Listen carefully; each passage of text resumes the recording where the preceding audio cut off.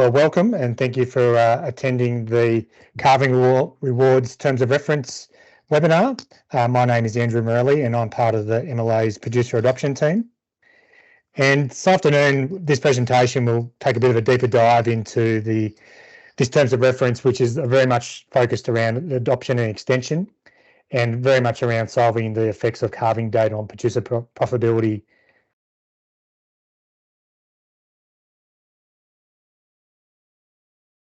So the aim of this Terms of Reference is very much around the validation and demonstration of the effects of calving dates on producer profitability in southwest region of Western Australia. So this project is very much around an integrated producer demonstration style program. So basically embedding research aspect at the start of the program, then looking at using the commercialized producer demonstration side to basically for the outputs to kind of go back out to the broader industry. And this project is taking on that concept where we're utilising the research and modelling that's been happening around changing calving dates in WA to use that as a kind of a platform to increase profitability and productivity for southern beef producers in WA. So a bit of background around the concept here. So this concept is based off the producer consultation priority that came through, and it's very much around, adoption. So it was identified through that process that there was a gap with adoption, and I suppose and how we support people to take that step forward to change calving date or look at the benefits of calving date and how it has driven profitability in the southwestern systems.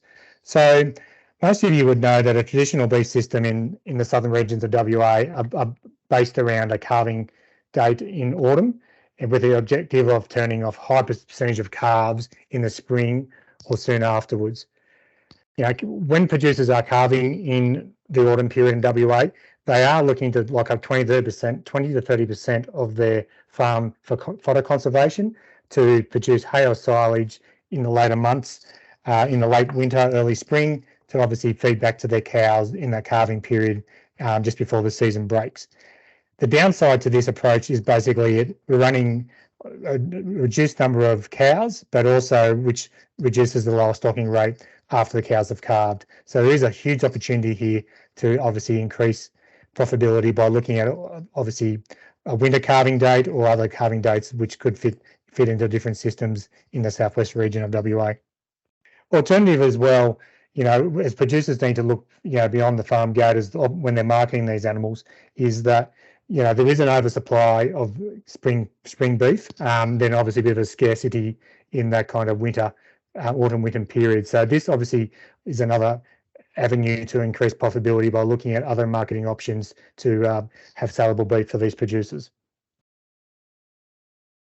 So what we have here on this slide is just a few of the levers that we could pull to kind of help, increase the profitability by changing the calving date. So improving herd efficiency, reproductive performance, and improving whole of business productivity. And I believe that this aligns quite nicely with the changing calving date, that when we look at, the whole of business approach, we need to obviously look at the difference in rainfall, the fodder growth, bottom condition scoring of the cows, return to estrus for that next cycle. And I believe that this all needs to come into that kind of planning and for the concepts of any applications for this project call. But also to align with that, we also need to make sure that when we look at the demonstration side of it, that we have self-sustaining long-term producer groups, formed or utilised in this design. This will really help with the validation by producers and having producer buy-in when we're looking at crafting these applications together. But also too, we need to make sure that we have a developed, regionally specific material so that can assist and aid producers in putting forward or taking their business to the next stage and transitioning from one system to another. So once again, a bit of a quick overview here of the project. As I said before, it's a very targeted project, this one, which is very much on the southwest region of WA. We're also looking at that integrated producer demonstration style, PDS style, which is obviously has been proven to really increase adoption and extension from good research outputs. In addition to that, we're also looking at some modelling here or surveying of some of this concept in eastern states. So we really want to evaluate, is there benefit in this design that we could take to other parts of the country and transition from one carving system to another. So we kind of see that as a kind of another output aside to what the main focus is here. But looking at the project design again, we really want to look at a minimum of 5 producer demonstration sites to kind of validate the modelling that has happened in WA. And I suppose we want to kind of move that around through that region to ensure that we are covering all the different areas that southern beef is produced. So we just don't want them all in one high rainfall area. If there's different areas that do have different systems, we definitely want to utilise that. We also want to look at a 2 to 5 year project call here. So we're looking at, basically from one carving joining period to the next, and making sure that we do get that repeatability within the profitability as well of that joining period, to make sure that it is the right step forward, not just have 1 year of data. We want to get as many years as possible. So the project design, as I said earlier, we really want to, if we are going to ask and inform producers to transition across from autumn calving into a different calving window, we need to make sure we've got some really good economic analysis here to support that kind of producer demonstration model, and I suppose and provide that, that will provide some real clear kind of pathways to different market opportunities, but also different supply chain options for producers. So I kind of see that as a critical component. But we also want to ensure that we also look at climate change, the impact of a changing climate. So obviously, if we are going to have reduced rainfall, hotter periods, we need to make sure that if we are changing from a winter or to a spring calving system, that we are making sure that we are pulling the right lever here if the climate is going to change from its current setting. Also, too, we need to make sure that when we're designing these producer demonstration sites, as you can see there, there's quite a few different angles there we really want to focus on around the common production goals, developing skills and capacity, etc. But we also want to make sure that we're having buy-in from producers in those regions where we want to run the demonstrations, so they can be part of the design, which we find that has a lot more better buy-in, that peer-to-peer learning process around making sure that we are getting the best bang for our dollar when we design these projects. Looking at the extension side of the demonstration side, we really want to make sure that any regionally specific material developed, tips or tools, fact sheets, e-learning, whatever it needs to be, is supporting producers in this region. But also, can we utilise some of this material to go in other regions if we find that modelling has other aspects we could join into other areas? But it doesn't need to exactly. But I think having a step-by-step approach to help producers transition from one carving date to another, we definitely need that as a supporting material for producers and advisors. We also need to make sure we have a kind of adaptable adoption framework. So we really want to make sure that we can pivot at any stage with our framework when we're designing these pathways at the start of this project, to ensure that we can get around any kind of barrier or any kind of solution that we need to kind of solve at the time.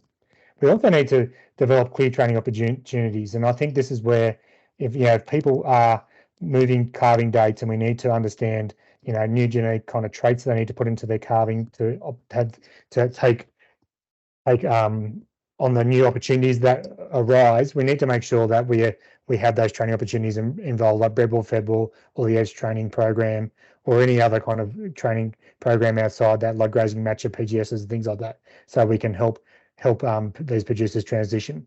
But also, we want to identify any barriers to adoption, and I suppose how can we solve these barriers to kind of make sure they aren't barriers for any producers that have those barriers. And I suppose also key to this is very much around building the advisor network capability in WA to ensure that we have enough advisors to help producers transition from one date to another date, or another region, if that's what needs to happen. Once again, the MLA donor company has changed its funding split. So from the 1st of July 2023, we will see a difference in funding. So the current contribution is very much around a 50-50 allocation, and we're going to that 40-60 split, as you can see on the screen there. And this 40-60 split basically is basically looking at putting 40 cents in the dollar from MLA, and compared to the old model, which was dollar for dollar. As you can see on the screen at the moment, this is a single partner opportunity. So that scenario that we're showing there basically is just showing that if there's one partner plus MLA, that is what the contribution would be on a 60-40 split. So it is very much around, you're just demonstrating what you'll be looking at. But look, moving forward, I think there's multiple ways that we could utilize the 60-40 split that is now under the MDC funding model, which this project will be supported under and funded by. But we can, in that first example on the top left-hand corner there, I believe that we could have 3 different kind of partners, which could, as I can see that you can have a research adoption and an industry partner. In the bottom left-hand corner, we could also have another scenario of one partner that looks to provide additional funding through the Future Drought Fund, innovation hubs, or even grants to kind of fund that 60% portion. Or in the top right-hand corner there at the moment, you can all look at sponsorship models, commercial partners, and all kind of put together funding to provide that 60% allocation. So we're really welcome to quite a flexible way of how we fund that through those different options there. Selection criteria for any applications when the applications do come through. So obviously we do want, really good alignment to that WOLRAC priority, which is stated in the terms of reference.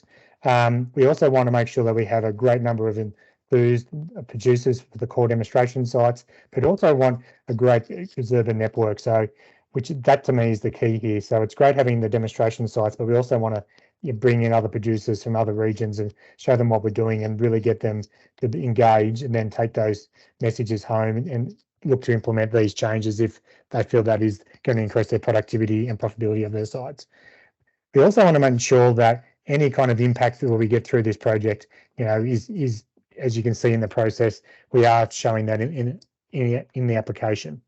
We want really clear, measurable objectives so we can show clearly what the objective is, what the potential upside of changing from one calving date to another. And I suppose the methodology is going to demonstrate that through demonstrate that value of that through the economic analysis, but also the productivity increases. The key to this is also the extension and communications plan. So we really want to have really good regional networks. So if we look at how we utilize the WhatsApp groups, things like that, to kind of have that really good peer-to-peer learning throughout the process, but also look at how can we take some of the kind of findings here and take them nationally if we need to as well. Also, we need to really engage in the monitoring and evaluation. So that's where the economic analysis will come through in this plan as well, but also the productivity and capability metrics of the kind of producer demonstration site to ensure that producers are getting meaningful practice change from this, but also building their own capabilities. And we also need to make sure that we're getting that value for money in the project design. So key dates to this one. Applications are out at the moment, which close on the 24th of July 2023. We look to inform successful and unsuccessful applications by the 25th, but hopefully of September, but hopefully before that date. Then we look to have full applications due by the 27th of November for the successful applicants. And then once again in early 2024, we look to inform successful and unsuccessful applicants as soon as we can, so we can transition successful applicants into executed contracts as soon as possible. So we're trying to move those timelines forward as quickly as possible. So that brings us to the end of this quick webinar.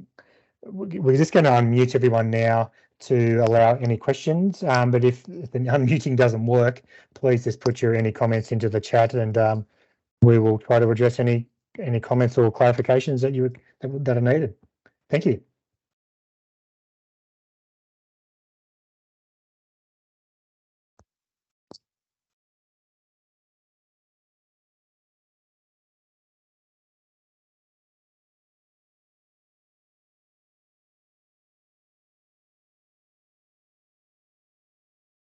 if there isn't any questions, this is recorded, so you can come back to it later if you didn't want any clarification. But also, I'm happy to take any emails or phone calls, meetings, etc., to kind of work through any concepts, etc., as required to kind of build out a proposal. So feel free to contact us afterwards if you're not happy to ask any questions in the meeting.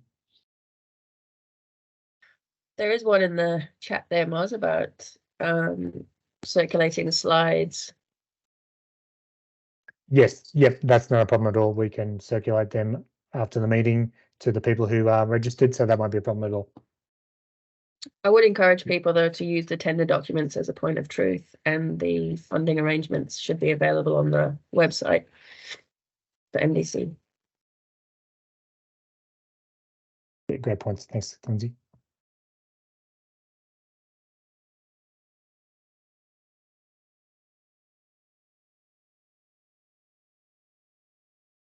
If there's no questions, well, thank you very much for attending, and look forward to seeing some applications come through before the closing date in June. So thank you, everyone.